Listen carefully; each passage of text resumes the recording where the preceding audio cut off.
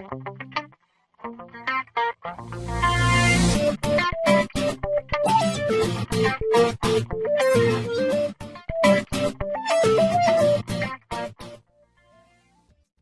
warahmatullahi wabarakatuh.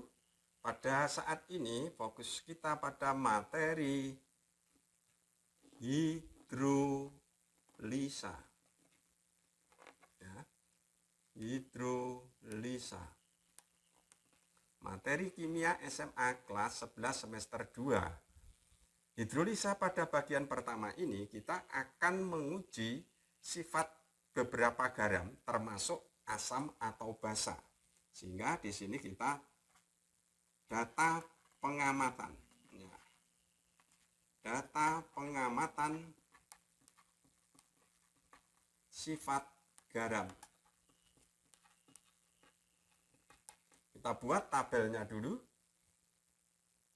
Kolom pertama adalah larutan garam. Kemudian kita buat tabel perubahan warna. Ini menggunakan lakmus. Perubahan warna lakmus ada merah, ada biru. Ya. Kemudian sifat garam. Sifat garam. Kemudian basa pembentuk. Basa pembentuk. Nah, ada rumusnya. Kemudian ada sifatnya. Kemudian asam pembentuk. Nah, asam pembentuk ada rumusnya, ada sifatnya. Ya. Ya. Yang pertama kita uji ini menggunakan lakmus merah dan lakmus biru. Yang pertama adalah larutan KCl. Larutan KCl akan kita teteskan pada larutan lakmus biru.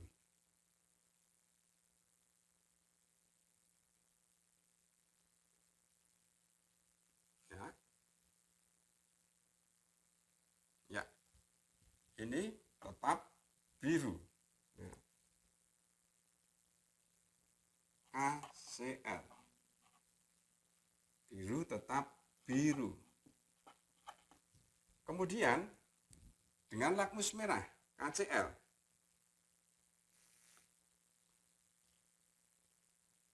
Merah tetap merah. Ya. Yang kedua, larutan NH4Cl. NH4Cl akan kita teteskan pada lakmus biru. Ya, lakmus biru berubah menjadi merah. NH4Cl. Lakmus biru berubah menjadi merah. Kemudian lakmus merah kita tetesi NH4Cl. Ya, lakmus merah tetap merah. Ini merah, tetap merah. Yang ketiga, kita menggunakan aluminium sulfat. Aluminium sulfat. Seperti ini. Ini akan kita teteskan pada lakmus biru maupun lakmus merah. Aluminium sulfat pada lakmus biru, ya, berubah menjadi merah. Maka di sini saya tulis biru berubah menjadi merah. Kemudian aluminium sulfat kita teteskan pada kertas lakmus merah. Ya. Merah tetap merah. Ini merah. Yang keempat adalah CH3COONa. Kita perpanjang dulu tabelnya. CH3COONa.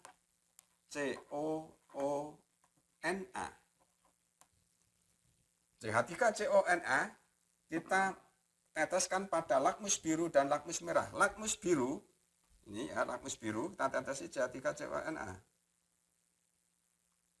Tetap biru. Biru, ini tetap biru. Lakmus merah kita tetesi dengan CH3CONa, lakmus merah.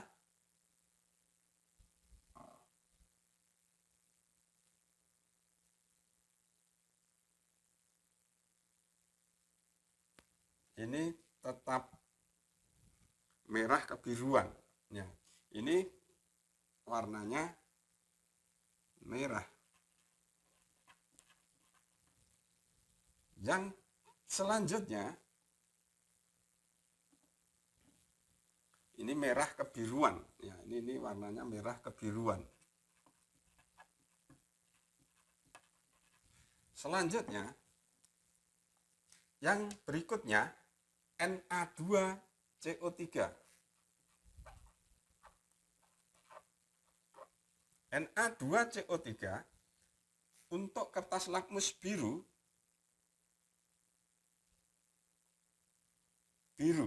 ya. Na2CO3 lakmus biru menjadi tetap biru. Kita tetesi pada lakmus merah, Na2CO3 menjadi biru. Lakmus merah menjadi biru. Ya. Yang keenam adalah Na3PO4.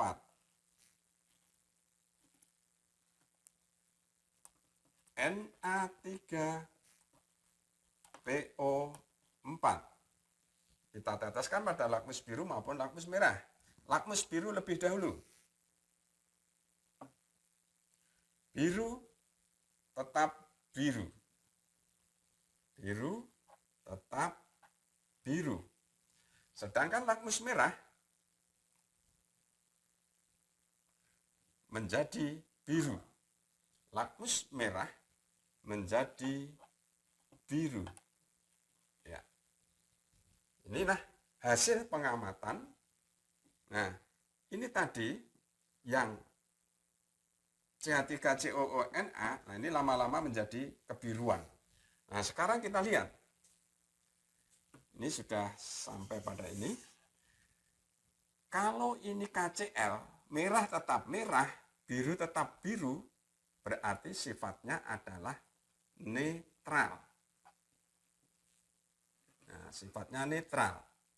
Sedangkan NH4Cl, lakmus merah tetap merah, lakmus biru berubah menjadi merah, berarti sifat garam NH4Cl ini bersifat asam. Bersifat asam. Aluminium sulfat. Lakmus merah tetap merah, lakmus biru menjadi merah, ini kata kuncinya, maka aluminium SO4 biru menjadi merah, ini sifatnya asam. Garam ini sifatnya asam. Selanjutnya, CH3CONa, merah kebiruan, biru tetap biru, maka ini kata kuncinya. Sehingga di sini bersifat basa. Na2CO3, lakmus merah berubah menjadi biru, biru tetap biru, maka kata kuncinya adalah di biru ini. Maka di sini larutan Na2, garam Na2CO3 bersifat basa. Na3PO4, kertas lakmus merah berubah menjadi biru, ini kata kuncinya, biru tetap biru, berarti Na3PO4, garam ini bersifat basa. Yang nomor 2, biru menjadi merah. Nah, ini kata kuncinya, maka bersifat asam. Nah, sekarang kita lihat. Kita lanjutkan tabel pengamatannya.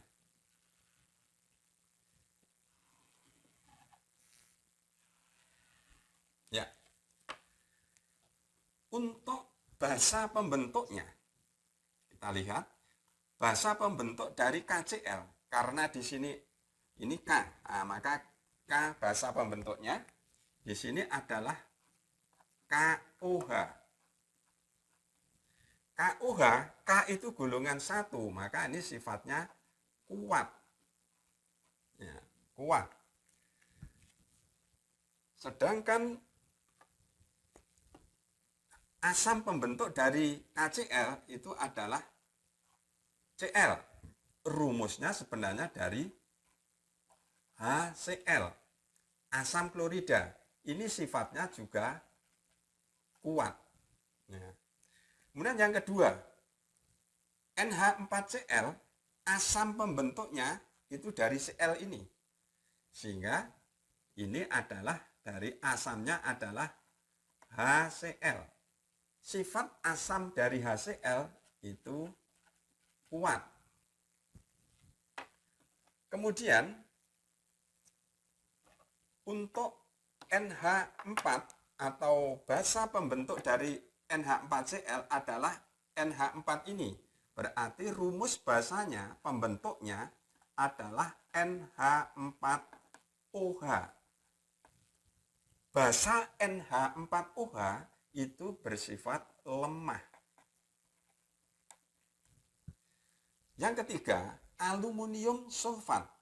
Aluminium sulfat itu dibentuk oleh basa dari Al karena dia logam.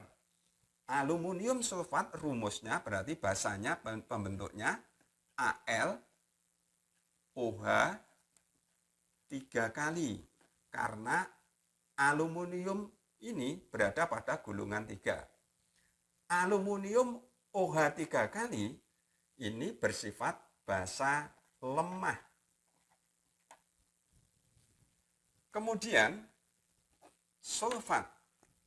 Ini asam pembentuk dari garam aluminium sulfat.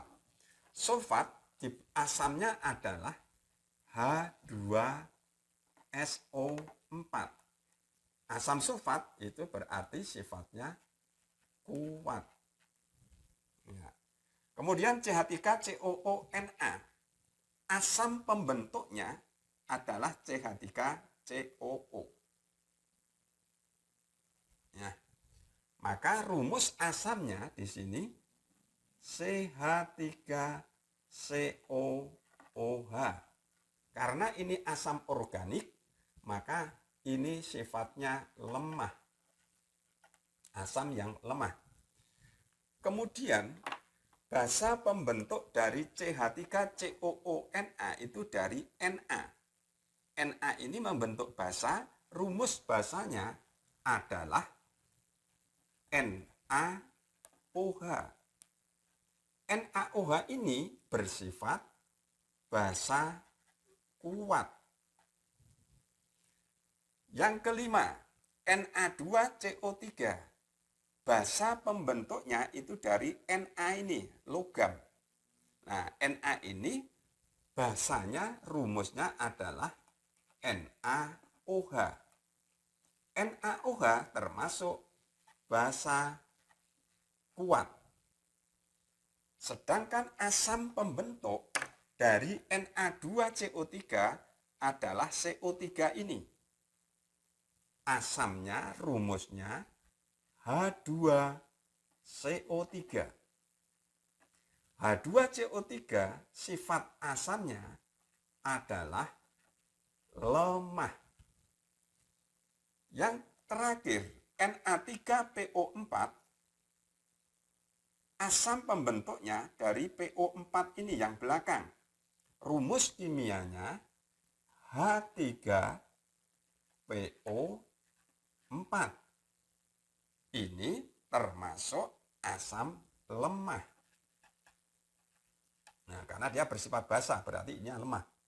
Kemudian, logam atau basa pembentuk dari Na3PO4 adalah Na. Ini basa pembentuknya adalah NaOH. Sifatnya adalah kuat. Ya. Jadi, ini data hasil pengamatan. Nah, sekarang kita lihat dari reaksinya. Sekarang kita lanjutkan.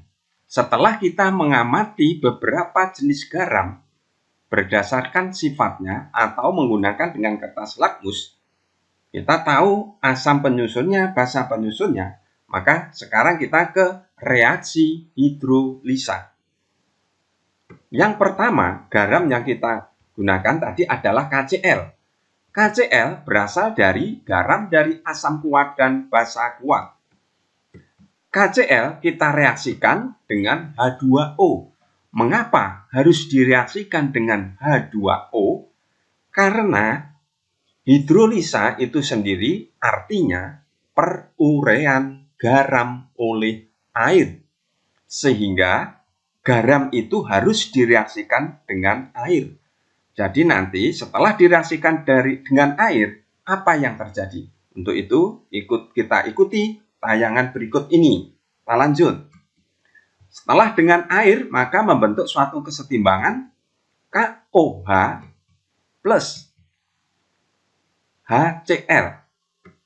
Kemudian ini diionkan K positif plus Cl negatif plus H2O, karena ini elektrolit lemah tidak diionkan, membentuk kesetimbangan.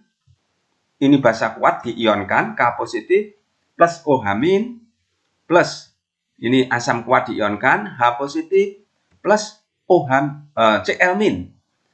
Ion-ion yang sama dihilangkan. K dengan K yang sebelah kanan anak panah.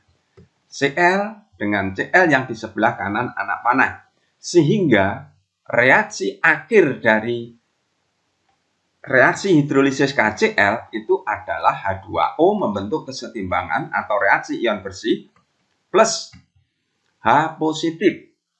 Nah, inilah reaksi akhirnya. Ternyata membentuk suatu kesetimbangan air. Seperti air murni, air netral yang pH-nya 7. Sehingga garam yang berasal dari asam kuat dan basa kuat itu OH- sama dengan H positif. Sebenarnya yang ada hanya ini. Maka dia bersifat netral, dikatakan tidak terhidrolisis. Karena tidak ada ion K ataupun ion Cl yang diuraikan di sini. Nah, kesimpulannya, garam dari asam kuat dan basa kuat tidak terhidrolisis, bersifat netral. Yang kedua, NH4Cl. Ini garam berdasarkan percobaan tadi, dia bersifat asam. Ya. Kita lihat, asam yang kuat, basanya lemah. Kita reaksikan dengan air untuk menuliskan reaksi hidrolisa. Membentuk kesetimbangan NH4OH plus HCl. Ini diionkan menjadi NH4 plus Cl min, H2O elektrolit lemah tidak diionkan, NH4OH termasuk elektrolit lemah tidak diionkan, HCl diionkan karena kuat H positif plus Cl negatif. Ion yang sama Cl kita hilangkan, sehingga reaksi ion bersih atau hasil akhirnya NH4 plus H2O membentuk kesetimbangan NH4OH plus H positif. Inilah hasil akhirnya. Dari hasil akhir ini, ion yang berasal dari garam NH4Cl, yaitu ion positif NH4 positif, ini diuraikan oleh air. Ya, sehingga dikatakan hidrolisa kation atau hidrolisa sebagian.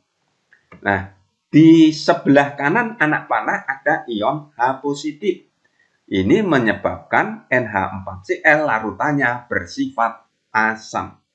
Kesimpulannya, garam dari asam kuat dan basa lemah mengalami hidrolisa kation atau hidrolisa sebagian atau hidrolisa parsial dan larutannya bersifat asam. Lanjut. Jangan lupa klik subscribe. Yang ketiga, CH3COONA, garam dari asam lemah dan basa kuat. Menurut percobaan yang kita lakukan di atas, ini bersifat basa. CH3COONA plus H2O membentuk kesetimbangan NaOH plus CH3COOH.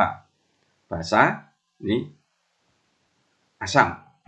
Ini ionisasinya Na plus ditambah CH3COO- plus H2O, kesetimbangan ini kuat diuraikan Na plus OH- plus CH3COOH. Yang sama dihilangkan Na plus dengan Na plus.